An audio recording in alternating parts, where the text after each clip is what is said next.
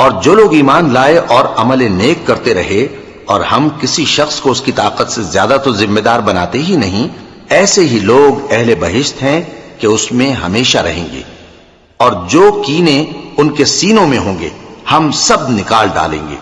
उनके महलों के नीचे नहरें बह रही होंगी और कहेंगे कि अल्लाह का शुक्र है जिसने हमको यहां का रास्ता दिखाया, और अगर अल्लाह हमको रास्ता न दिखाता तो हम रास्ता न पा सकते। बेशक हमारे परवरदिगार के रसूल हक बात लेकर आए थे, और उस रोज मुनादी कर दी जाएगी कि तुम उन अमाल के सिले में जो दुनिया में करते थे इस बहिश्त के मालिक बना दिए गए हो। और अहले बहिश्त दोज़खियों से पुकार कर कहेंगे कि जो वादा हमारे परवरदिगार ने हमसे किया था हमने तो उसे सच्चा पा लिया। भला जो वादा तुम्हारे परवरदिगार ने तुमसे किया था तुमने भी उसे सच्चा पाया? वो कहेंगे हां। तो उस वक्त उनमें एक पुकारने वाला पुकार देगा कि बेइंसाफों पर अल्लाह की लानत, जो अल्लाह की राह से रोकते और उसमें कजी ढूंढते और आखिरत से इनकार करते थे।